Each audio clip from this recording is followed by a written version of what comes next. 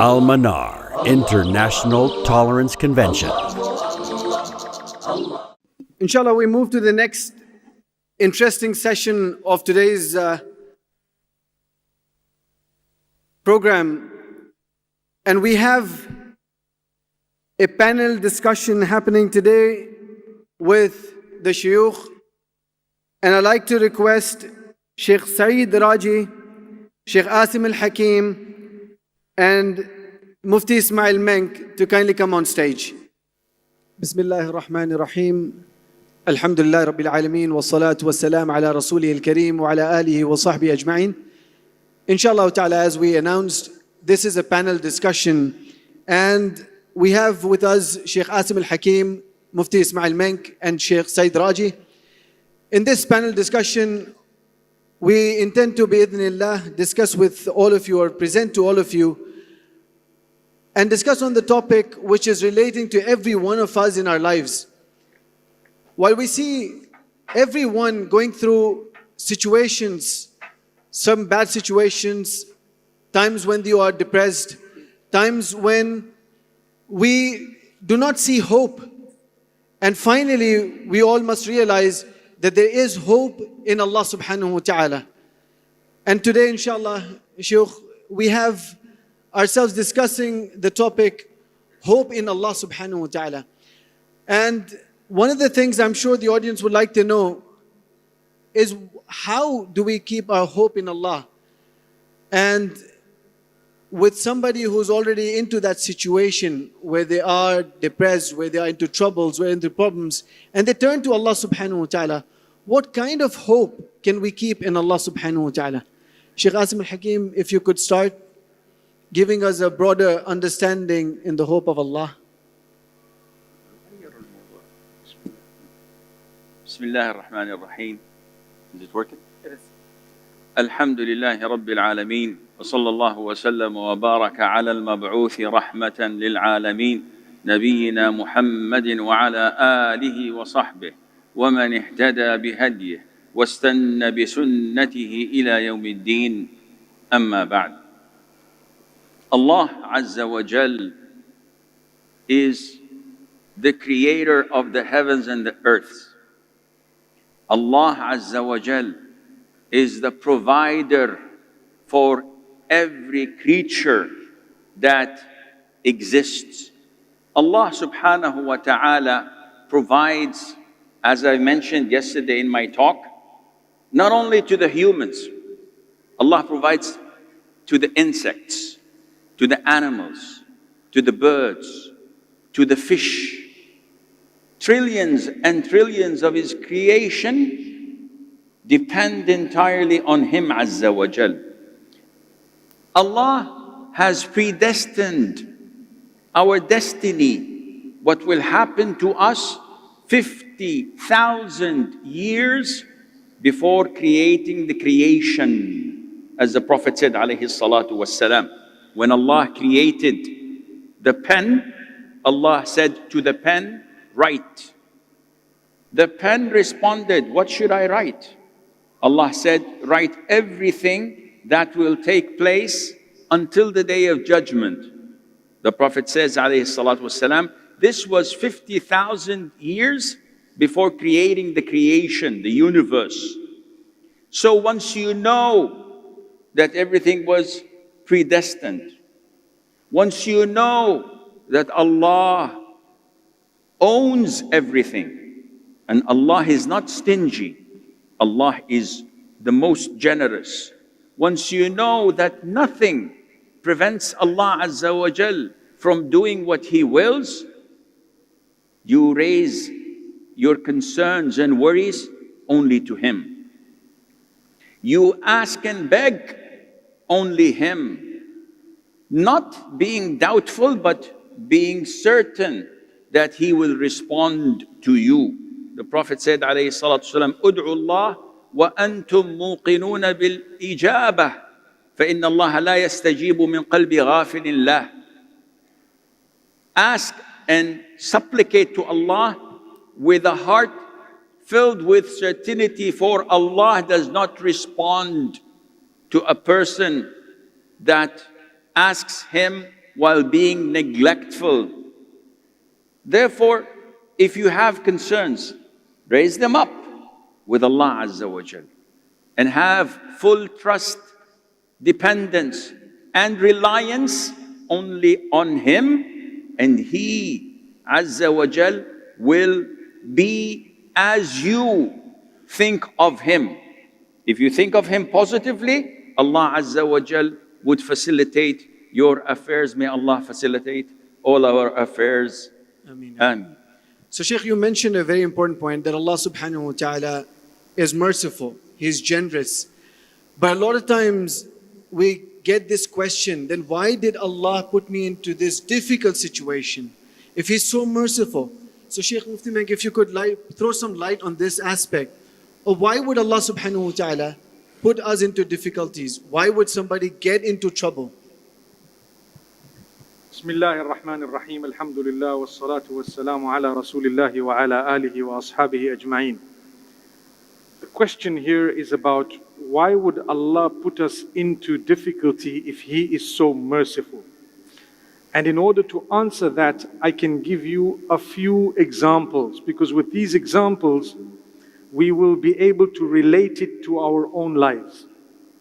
Number one, how many of us have been far from Allah, very far from Allah, and suddenly we lose a job, and we have so much to pay in terms of installments, maybe for something we have purchased, or maybe we have some commitments, rentals, etc. And we realize at a certain time that, you know what, I need another job very urgently, and I don't have this job, and we start rushing from pillar to post with Allah still outside the equation.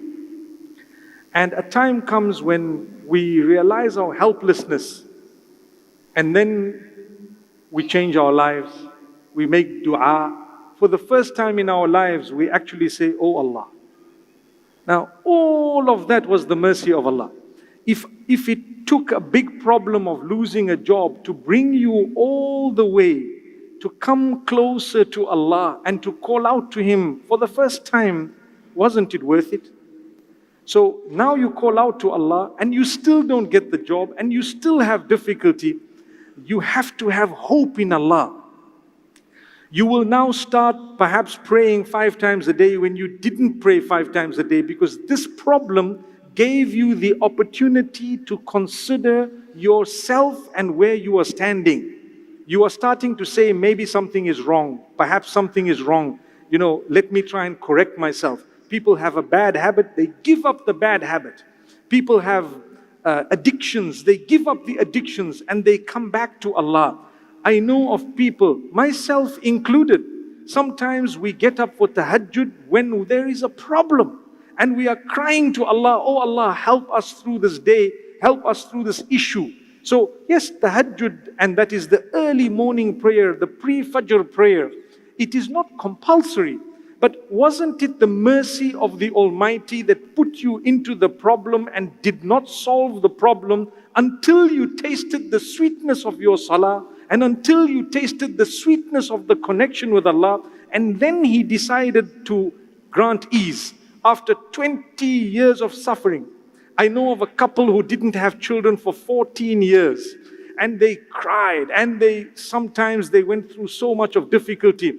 Before I carry on with the story, may Allah bless all those who don't have children with children. Say Ameen. Ameen. So the 14 years later, they were blessed with a child. And I'm thinking to myself, look at how close they became to Allah, because they realized IVF didn't help, this doctor didn't help, the specialist didn't help, nothing helped. It made us come close to Allah. So talking about hardship, it took Allah 1 second to sort the matter out. But in the process, He gave you the opportunity to come so close to Him that had it not been for that problem, perhaps you would not have come close. So that is the mercy of Allah. And I can go on and on. In our own lives, sickness has the same effect. person is diagnosed with something, the doctors have given up, you are sick, you are ill. For the first time you say, oh Allah, forgive me. The doctor tells you you are terminally ill. You go to people and say, forgive me, I might die, forgive this, forgive that, and so on. You've made peace, you start becoming a better person. That was the mercy of Allah. That was not a punishment of Allah. It was in fact directly the blessing of Allah. So much so, even if we died without the problem of the world being sorted out, the fact that we became closer to Allah through that problem, at least we did not lose the hereafter. So I give you another example. A person who died suddenly, just like that, while sinning, they are in a worse position than a person who got sick and ill and called out to Allah 1 year, 2 years, 3 years and became so close to Allah. Then the dua was given in a different way by them being taken away, but they got Jannatul Firdaus. Those 3 years at the end were the biggest blessing of that person's life. The life changed, the sadaqah began, the charities began, the goodness began, and so many other people around may have changed as well. Helpless people. I give you one example. We have a brother called Ali Banat. You might have heard about him, you might have seen something of him. His life was moving in a different direction according to him, rahmatullahi alayh. Suddenly he was diagnosed cancer, given a very short time to live, and he was a multi-millionaire. He decided, my life is changing today. Wasn't that the mercy of Allah? He made dua, we made dua, the whole world made dua for him to be cured. But to be very honest, even though he died as a result of that cancer, Allah extended his time compared to what the doctors had said, and he happened to build masjids and schools and help the orphans and he spent most of his wealth in the right direction. He died a happy man. He left a note for you and I. He left a video for you and I to watch after his death, to tell you his story. What was that? If that was not the mercy of Allah, what was it? Barakallahu feekum. Jazakallah khair, Shaykh. So, Shaykh Sayyid Raji, everybody makes sin. We all make sin. Essentially what Shaykh Mufti also referred to. So when a person is sinning and then he is shown the mercy of Allah subhanahu wa ta'ala, so he receives the guidance of Allah. And one of the aspects of the mercy of Allah is the love of Allah. So how does this work? A person is sinning and Allah subhanahu wa ta'ala, does he still love him? Is there hope in Allah that Allah still loves him while he's still a sinner? بسم الله الرحمن الرحيم والصلاة والسلام على رسوله الكريم سيدنا ونبينا محمد وعلى آله وصحبه أجمعين. What we need to acknowledge and understand is Allah subhanahu wa ta'ala created us imperfect. There's a difference between us and malaika. Allah subhanahu wa ta'ala, when he was talking about the angels, he said, لا يعصون الله ما أمرهم ويفعلون ما يؤمرون. They don't disobey Allah subhanahu wa ta'ala and they do what they were commanded to do. Humans are completely different. First of all, we were created in a state of struggle. لَقَدْ خَلَقْنَا الْإِنسَانَ فِي كَبْدٍ. So we were always in that struggle and struggle and struggle. Secondly, we are, as I said, imperfect. And we have the tendency of liking things that may not be the best for us. And Allah subhanahu wa ta'ala knows how weak we are.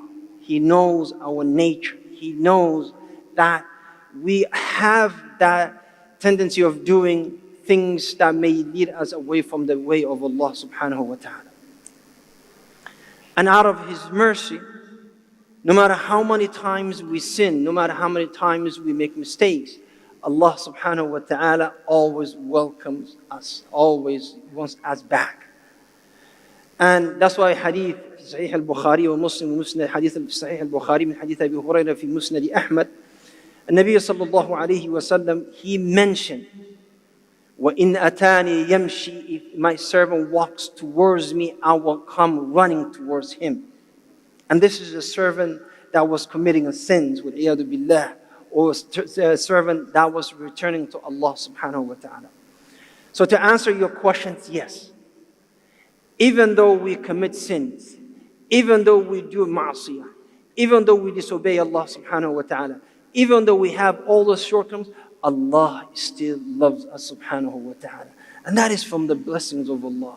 See, from the ni'am of Allah. Allah doesn't need us, but we need Him. Allah does not need us to be here, and we're not going to benefit Allah. We cannot benefit Him or harm Him. But He's giving us this opportunity. We are asa, we are disobedience to Allah left and right. Allah subhanahu wa ta'ala in hadith al-Quds, in hadith al-Nabi sallallahu alayhi wa sallam, Allah extends His mercy during the night so those who committed sins during the day can be forgiven.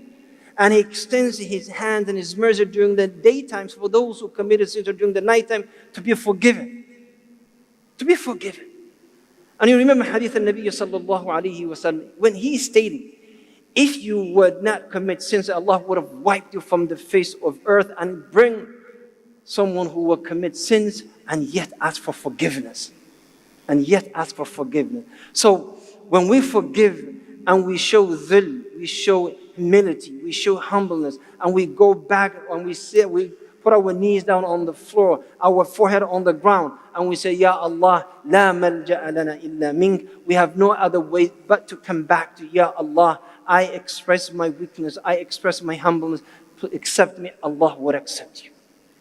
And that's a sign that Allah, no matter how much you sin, no matter what you do. In another statement of some of the hadith, that the Messenger of Allah sallallahu alaihi wasallam, one of the Sahaba, he said, Ya Rasulullah, I sin. What should I do? He said, well, repent. He said, but I keep coming back to the sin. He said, well, keep repenting. So I will say to my brothers and sisters, no matter how sinful you think you are, no matter how many sins that you committed, do not lose hope in the mercy of Allah subhanahu wa ta'ala. That's exactly my next question. So if Sheikh Asim could throw more light on this. In worldly situations, we don't give more than 3 chances. We are not ready to give more than 3 chances for mistake. Now here there is, like Sheikh Saeed Raji just said, that Allah subhanahu wa ta'ala is ready to forgive you your sin. So Sheikh, how many times is it that a person can repeat and then he sincerely comes back to Allah, but then he again asks repentance from Allah and then goes back to that sin? So what types of these sins are we talking about? And then how merciful is Allah to keep hope in Allah that He would be forgiving?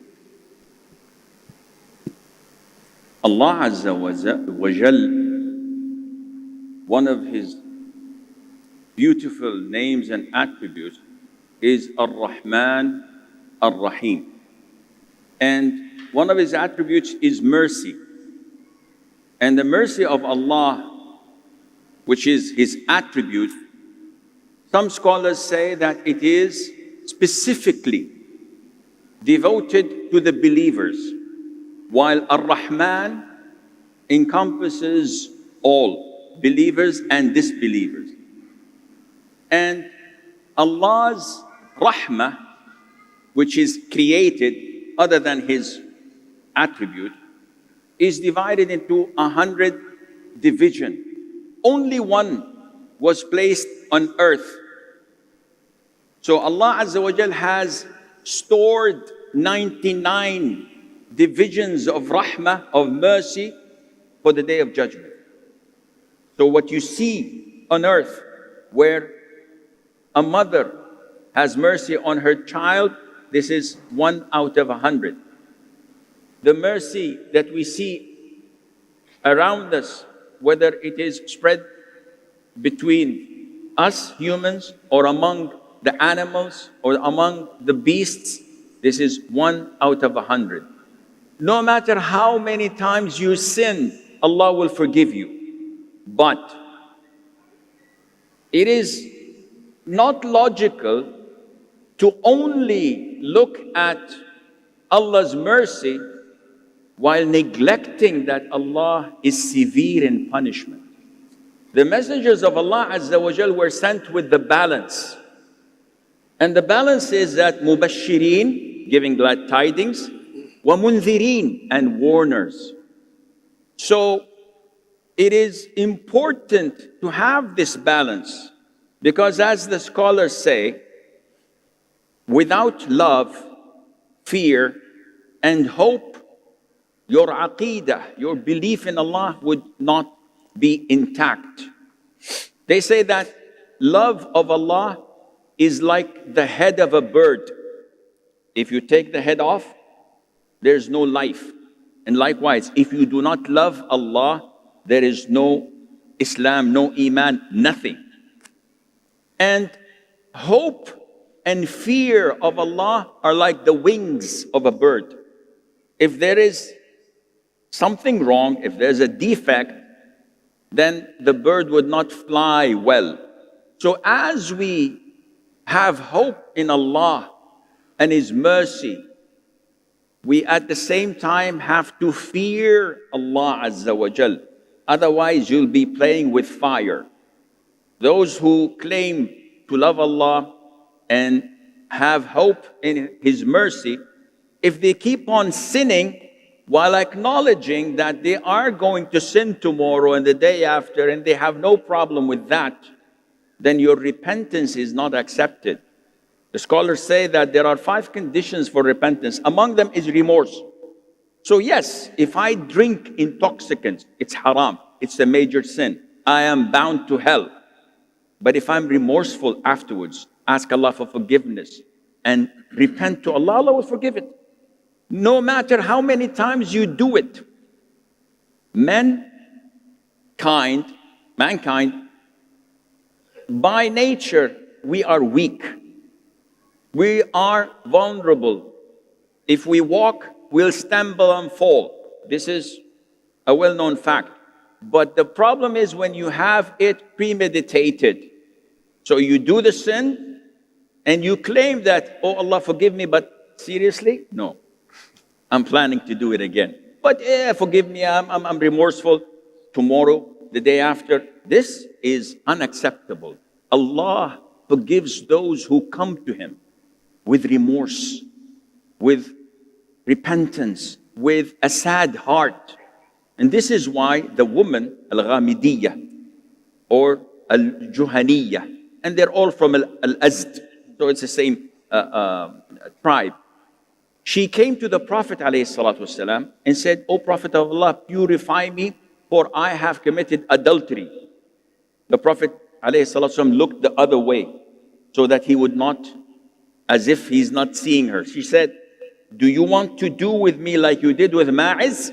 By Allah, I'm pregnant. Ma'iz ibn Malik, who came before her, the Prophet rejected him 4 times, as if it is 4 times he testified against himself.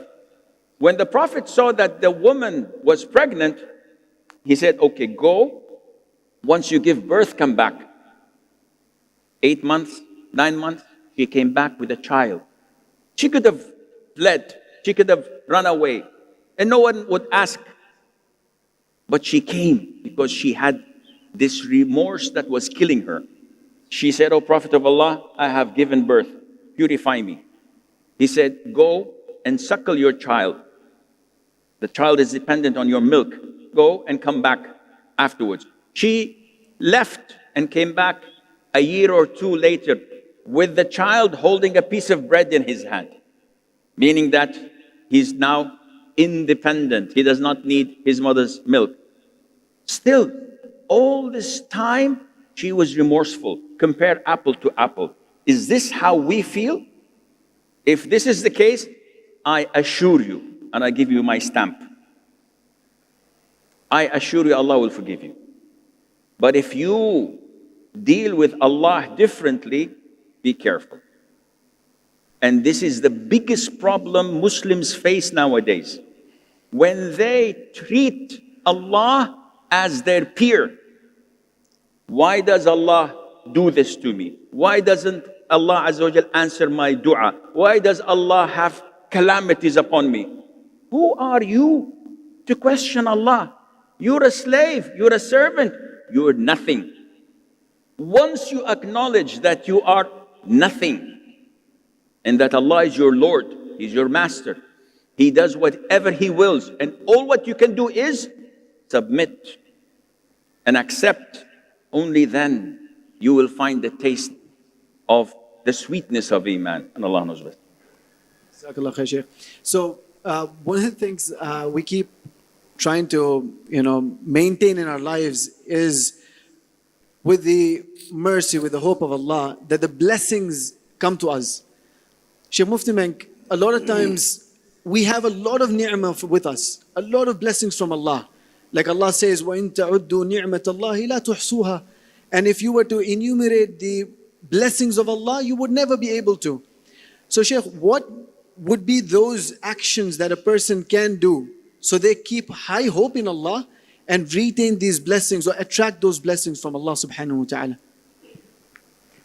Bismillah ar-Rahman ar-Rahim. One of the first things we need to know is materialistic items that we have are not necessarily the blessings of Allah.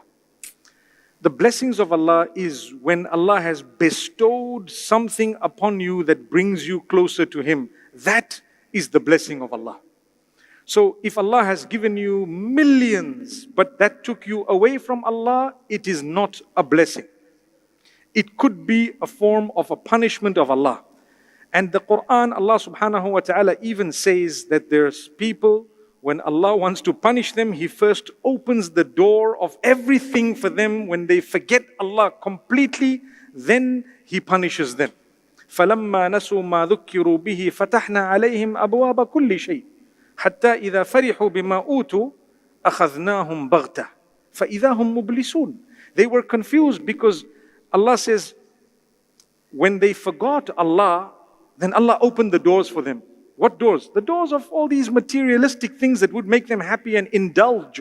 When they began to indulge, then they forgot Allah even further until the punishment came suddenly, and they were confused because people think, when Allah gives me money, He loves me. When Allah's given me a good job, He loves me. When Allah's given me good looks, He loves me. When Allah's given me, authority or something like that, He loves me. But that's not depictive of the love of Allah. Always, the only time it's depictive of the love of Allah is when that has brought you closer to Allah. Allah gave you such a beautiful spouse. Do you fulfill your salah on time? Do you guys get up for Salatul Fajr? Allah's given you such a lovely job. Are you thankful? Do you watch your mouth? Allah's given you so much. How is it that you have reacted and retaliated? So that is the mercy of Allah. And for this reason, Allah says that sometimes you see people who transgress against Allah in a big way. Allah says, don't let their materialistic success on earth deceive you. It's only provision for a short period of time, and after that, they will regret. And the same applies when the opposite happens. When Allah has taken away something from you, it is not necessarily a sign of the punishment of Allah. Sometimes He takes it away from you to bring you closer. If when Allah took away something from you, it drove you further away from Allah, then it may have been a punishment of Allah subhanahu wa ta'ala. I give you one example. People asked me some years ago that this tsunami happened in a certain country. I think it was in Indonesia.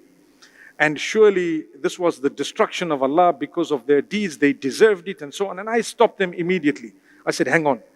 So many people died. Some of them died while in salah. Some of them died while committing sin. Some of them died while in the obedience of Allah. You cannot paint all of them with one brush. I cannot say death is always a punishment of Allah. Sometimes death is a gift. When a person dies in a good condition, can you say, look, Allah destroyed this man? He died in the best condition possible. Someone dies in salah. I remember a young man, we were talking about people who pass away in salah. And how blessed it is for someone to pass away in sujood. It's a good sign, inshallah. So the man says, the young boy says, I don't pray, but I want to die in sujood. I said, that doesn't make sense. But you know how witty and clever these little boys are? He says, because if Allah answers my dua, then the day I start praying, He'll take me away. That type of foolishness. So the reality is actually, when someone has things taken away from them, it's not necessarily a sign of the punishment of Allah. We all have to try and get closer to Allah. فِي السَّرَّاءِ وَالضَّرَّاءِ. During times of ease and times of hardship, your duty is to get closer to Allah. Earlier on in my talk, I gave one or two examples of how when Allah takes things away from you, He has actually blessed you. And He has actually did you a favor. How many of us indulge? How many of us have committed so much of wrong because we have everything? And how many of us have sometimes the opposite, where things have been taken away from you, and you become further away from Allah. Khasirat dunya wal akhirah. A person would lose this world and the next. Imagine, in this world already you've lost X, Y, and Z. And you're so angry with Allah that if you were to die, you probably would lose A, B, and C as well. So may Allah subhanahu wa ta'ala grant us a deep understanding. It's really a test of faith. When He gives you, it's a test. When He takes away from you, it's a test. We need to look at it as a test and always be thankful to the Almighty. Make the most of every situation you're in to get yourself closer. We always check ourselves. I tell people, when things go wrong, ask yourself, what have I done that needs perhaps improvement? If you go to a scholar and say, I've got this thing went wrong, that thing went wrong, I had a loss here, I had a family problem, I've been through a divorce, I lost a child, I did this, A lot of the times we are trained and taught to give you good words because it's your moment of loss. So scholars at that juncture will tell you, don't worry, it's a test from Allah. Perhaps, Allah wants something, just be sabr, bear patience and so on. In reality, and I can say it now because obviously it's just a broad speech, we're supposed to go back to our relationship with Allah and dig in it and ask ourselves, where did I go wrong? In reality, I'm supposed to do that. And that would actually wake us up a little bit. I need to improve this, because I promise you, my brothers and sisters, Allah has given us way more than we deserve. There are things we didn't make dua for. Someone came to me and said, I've been making dua for this, Allah didn't give me. I said, well, Allah gave you 1 billion things that you didn't yet make dua for. Your eyesight, your nose, your breathing, your walking, your talking, your family, your this, your peace, whatever else it might be. You didn't even ask for it. The Almighty just threw it at you, all of it, one after the other. When one thing went away, you became agitated. May that not happen to us. Wallahu a'lam. Jazakallah khair. So I think picking from that point, and perhaps the most time we have is with the final one, Sheikh Said Raji, what would you advise, especially the youth, with regards to how they could understand Allah better, so that they understand who Allah is, or at what the expectations could be, hoping in Allah subhanahu wa ta'ala? What would be your advice to help people connect with Allah subhanahu wa ta'ala at that level, till they understand what hope they should keep with Allah subhanahu wa ta'ala? Well, for us, as somebody who lives in the West, and the world nowadays, it became a very small village.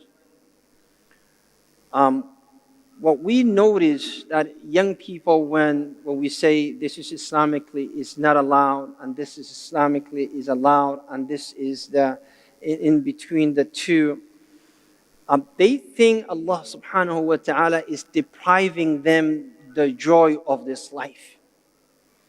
And Allah is taking away their fun, their entertainment, their good time. We live in a life where young people supposedly, they should be free. Do whatever you want. That's why they wear a lot of times Nike t-shirt where it says, just do it. Just do it. Which means you want to do this, just do it. Don't worry about it. Just do it. And I want to say to these young men and women, first of all, somebody who tells you don't do that and is not gaining anything out of that, automatically that should give you to the conclusion that this person cares about you. And when Allah subhanahu, when your parents, before Allah, when your parents says, son or daughter, don't do this, that should give you an indication that your parents do care for you. When Allah subhanahu wa ta'ala says to you, oh young man, oh young lady, don't do this, it's not good for you, you should come to the conclusion that Allah loves you and He wants you to be closer to Him subhanahu wa ta'ala. So that's number one. Number two, which is a very general idea, that Allah subhanahu wa ta'ala is so merciful, as Sheikh Mufti Mink and Sheikh Asim al-Hakim and everyone else here hear that. Allah is so merciful.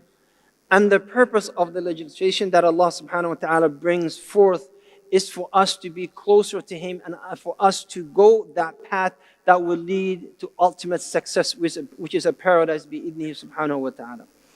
So I would say to the young people, understand one thing and only one thing.